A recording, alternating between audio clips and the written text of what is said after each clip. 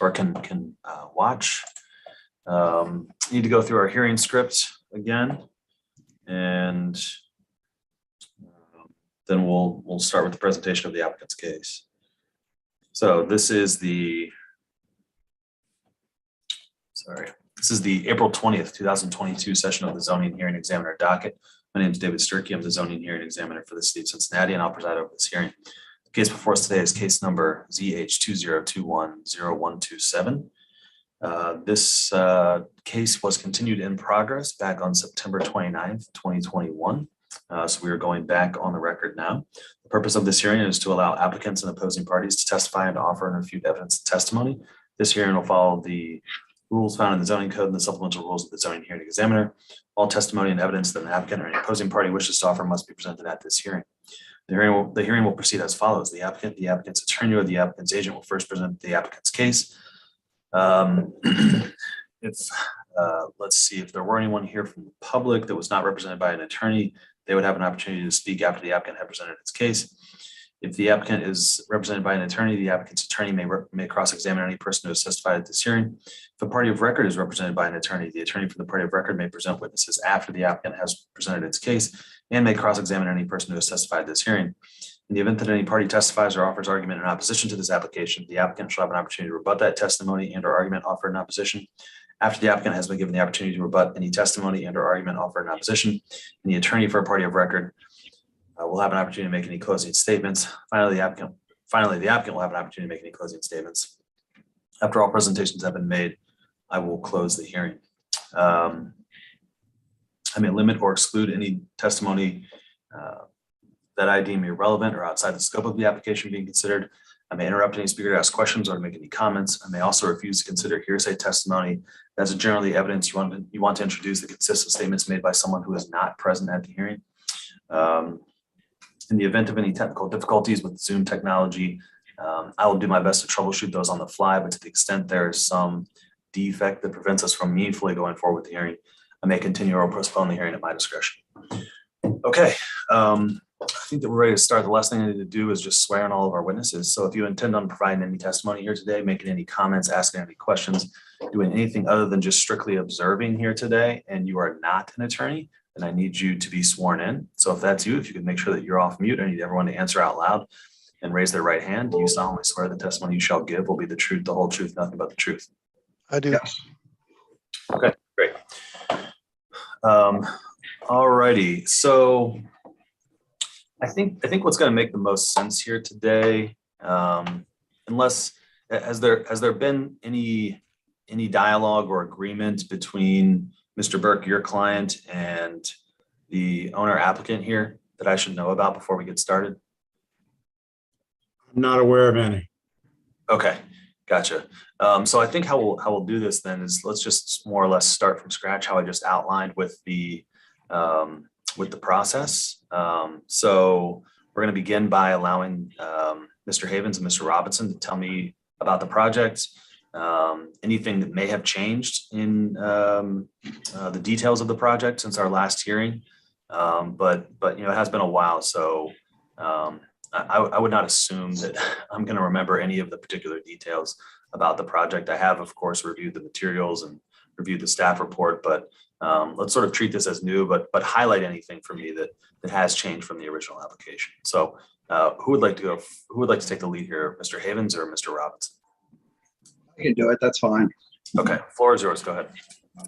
Yeah. So basically, we're looking to expand our outdoor space. With the deck that we applied for is slightly over the percentage of outdoor to indoor space allowed. So we were looking for a zoning variance. So that's basically what the variance is for. The only difference from where we ended last time was that Walt had a stipulation and had asked that the lot that we have that has gravel on it be paved. Since then, I have submitted a formal paving plan.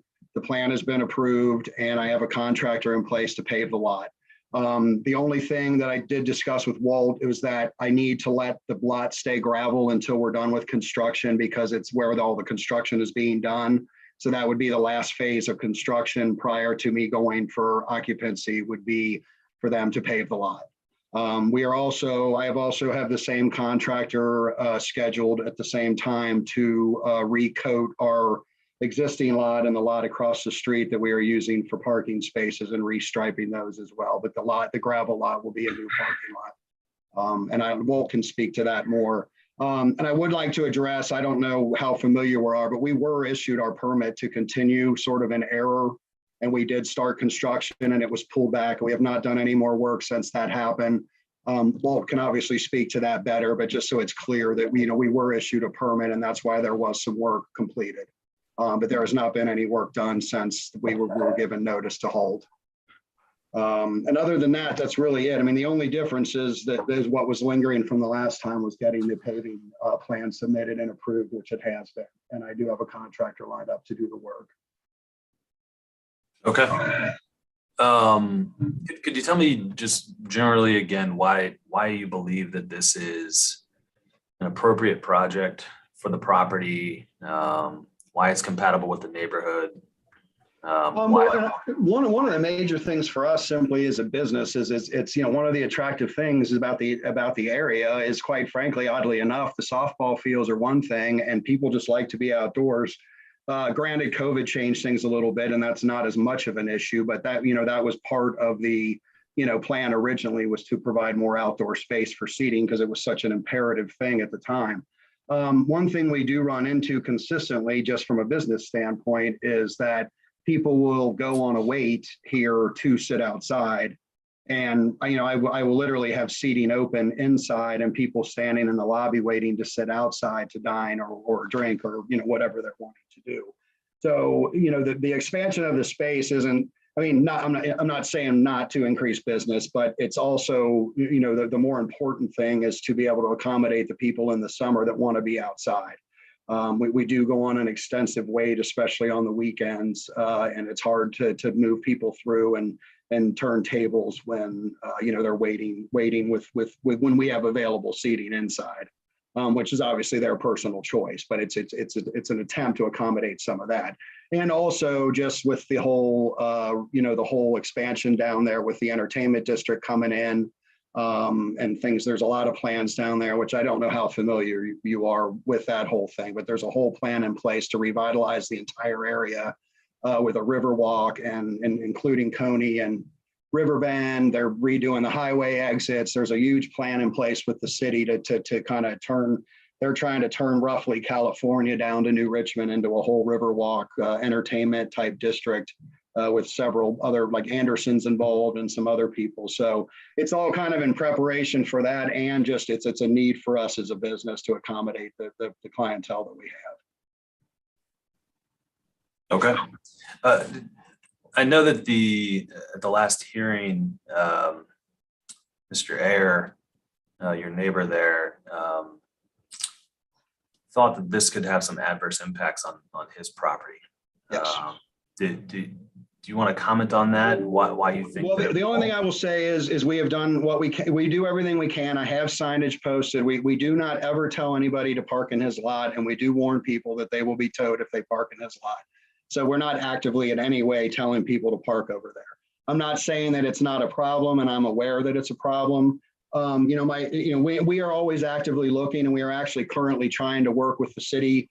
And I apologize for not remembering the department, but we actually had a gentleman come out and discuss the problem with him with some parking development, something with, I apologize for not remembering the name, but to try to come up with some solutions for parking around here, especially with them wanting to expand this entertainment district. The only thing I will say is that the parking space number we have right now, with what we've figured out with using the deli space that we own across the street and adding to our existing parking lot, that we're actually 3 spaces over what is required for where our square footage will be when the deck is built. We're required to have 94 spaces with the square footage, and we are at 97 with the areas that we have allotted. So as far as the zoning code is concerned, we have the spaces available, and the issue with Mark's parking lot is a separate issue that we address as needed, and we do actively tell people not to park over there. Gotcha. Okay.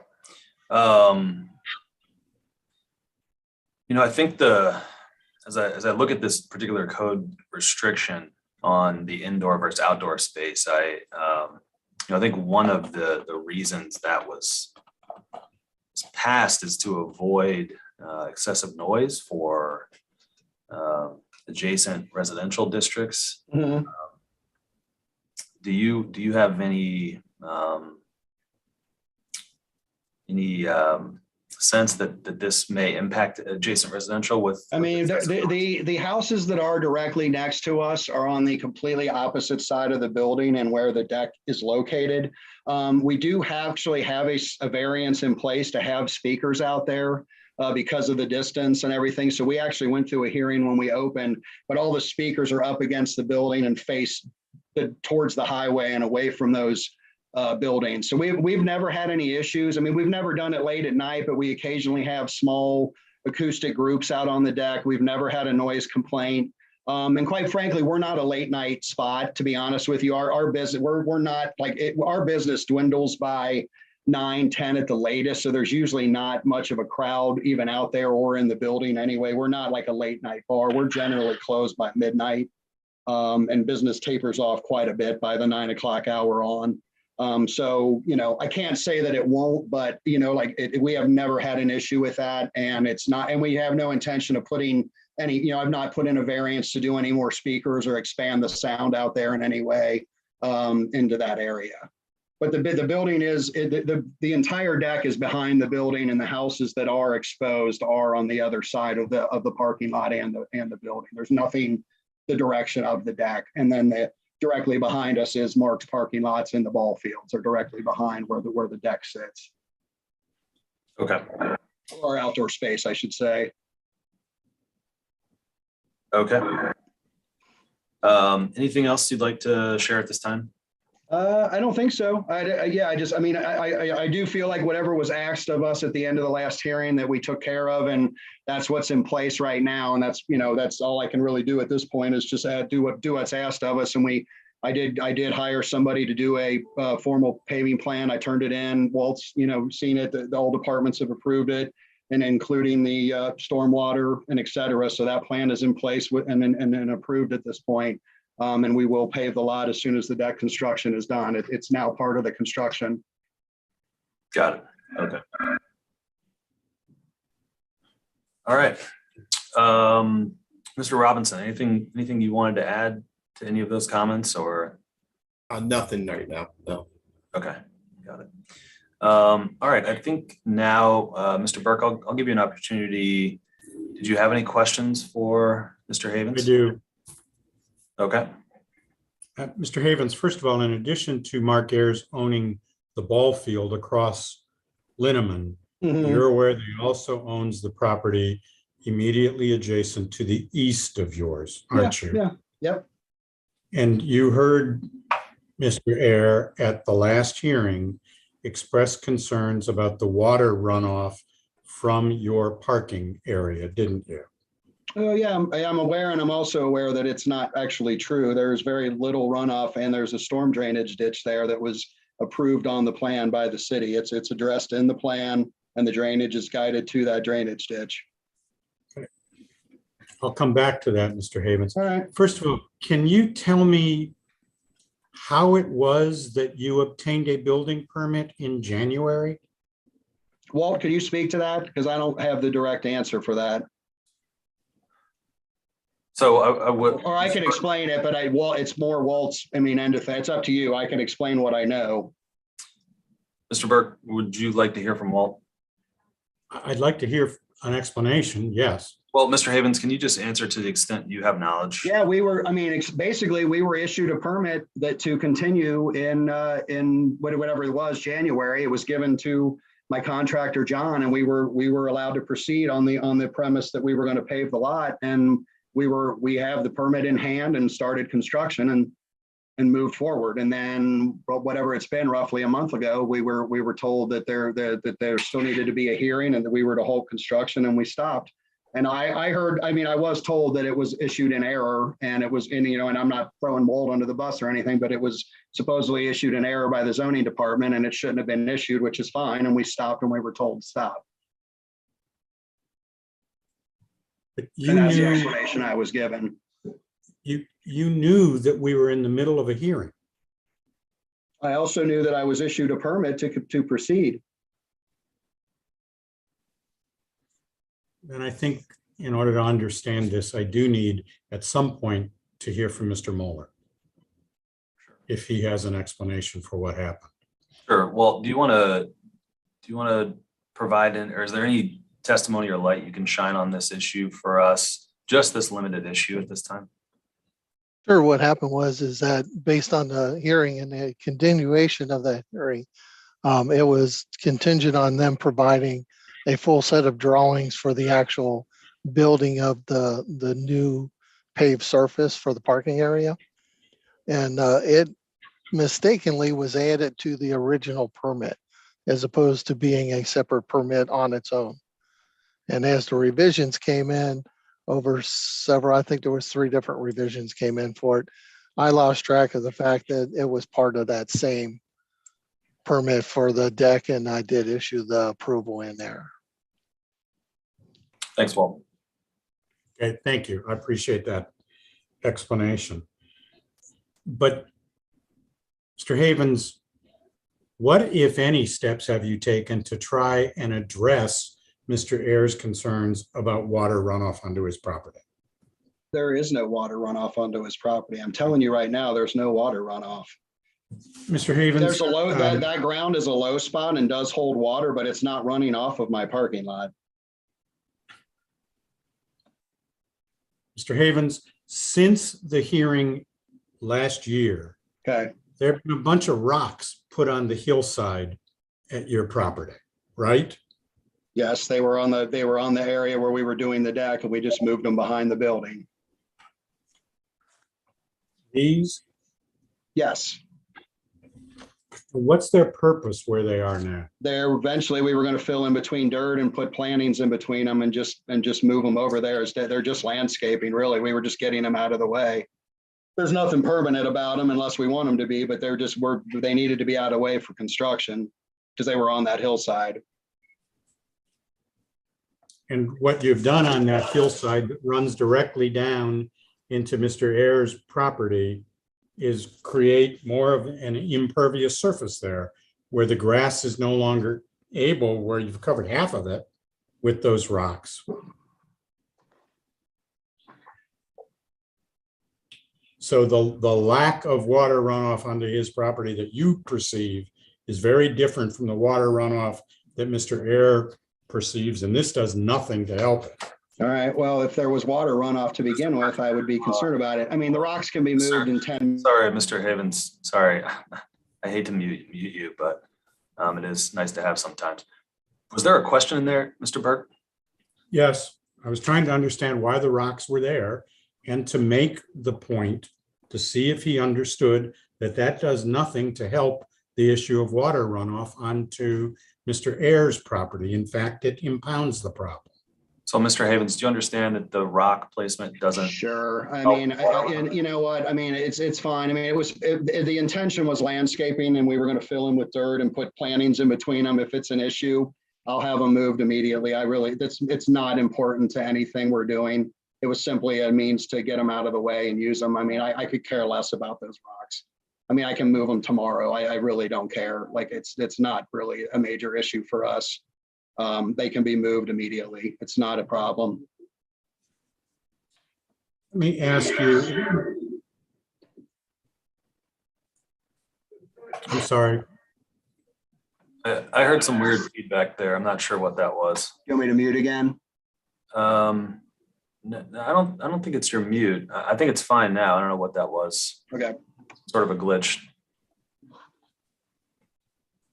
Mr. Havens, let me ask you about the new parking. I shouldn't say it that way. The area of your parking, which will now receive the asphalt. Will there be any detention in that part of your parking area? There's already a drainage ditch there. There will be a new, if you look at the plans, there's a new reinforced concrete head wall going on the receiving pipe into the storm drain. And the plan was approved by the stormwater department already. There is no detention there, No, is there? no. is there a detention area on the existing hard surface portion of your parking lot? What do you mean there's storm drains? There are actually storm drains in your existing hard surface parking, aren't there? Yes. And there are none that will be in the newly asphalt covered area, will there be? No. Because it runs off into a ditch. There's a existing stormwater ditch there, yes. That leads to the stormwater drain in the existing parking. It leads into the existing parking? The stormwater drainage ditch that's directly south of that parking lot has a feed pipe that's where the water goes to. It runs into the same catch basin and on out to the city storm from that pipe. It's connected to that storm drain. That's how it was when we bought the building. That's an existing storm drainage ditch. Would you consider, again, I gather that you and Mr. Ayer have a different view of how much water runs off of your property onto his. Would you consider, as a part of your asphalting of the parking lot, including on the eastern edge of the parking lot and around the corner, including a 2 to 3 inch rolled curb so that the water was directed to that storm ditch that you're talking about? Are you talking on basically the what would be the south end of the parking lot, sort of the corner? Sure, I have zero problem with that if that's a concern. I have no problem doing that at all. That's the one request that I would make be a condition of this, is that kind of a rolled curb be included on the eastern edge of the parking lot and wrapped around the corner there at the southeast corner of the new parking lot, far enough so that the water will drain out into the ditch rather than to on Ayer's property. I have no problem with that at all. So could you, Mr. Burke, could you tell me, say that again, exactly what you're asking for there as a condition? A rolled curb that can be done with asphalt at the eastern edge of the parking area, wrapped around the corner, the southeast corner of the parking lot, so that when the water drains off, it's draining off directly into the ditch. Into what ditch? The existing. Do you have a copy of the paving plan that I included, or do you have that in front of you? There is an existing ditch that is between the existing gravel parking area and Linneman. And then closer to what has been his driveway off of Linneman into the parking area is the head wall that he's talking about. Okay. So where exactly? Basically, he's asking me to berm. He's basically asking me to berm the end of the parking lot, so the water would have to hit that berm and go straight down with the grade of the parking lot to the ditch, and there's no chance of it coming off the south end of the parking lot into the area of concern for Mr. Ayer, which is fine. I mean, that's an easy addition. It's not much more of a cost for us. So if that's something that'll satisfy Mark, then, you know, I have zero issue doing that. It's not a huge deal on our end. I'm happy to do it. It's fine. Okay, hold on 1 second. Walt, did you want to jump in there? Yeah, I was going to share a screen to kind of show you where they're talking about if you want. Why don't we do that here? It'd be the blue line right here. Is that correct? Yes, and then he's Yes, asking and to then- kind of roll it around the corner there. So that it goes into this. Yep, Keep it from going in this direction. that's a very good view and helps explain it. Yeah, Okay. that's fine. I have no problem with that. That's an easy fix. That's no problem at all. Okay, well, could you pull that back up? So if I'm going to add this as a condition on my decision, I need to know exactly what the language you guys are agreeing on here. So this is to add a berm. Mr. Berg, if you want to give the language, that's fine. I don't, you know, so you get what you want on there. To add a berm on the eastern edge of the new asphalted parking area. Wouldn't that be the To- southern edge? Yeah, kind of, yeah, southwest. Are we just talking about the blue there? Yes. And wrapped around the corner just a bit. Yeah, right.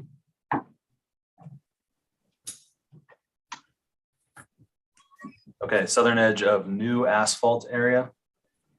Yes. Kind of something like that.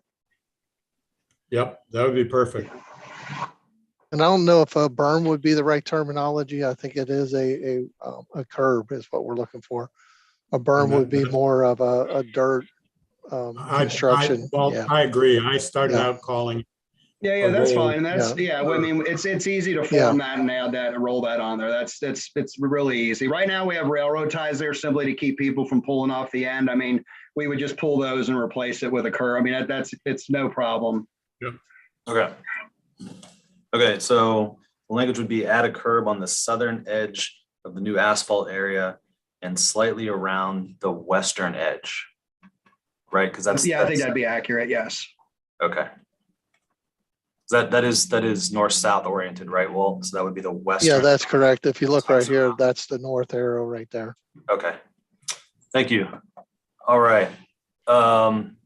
Tim, more questions? I have no more questions if we get that. Okay.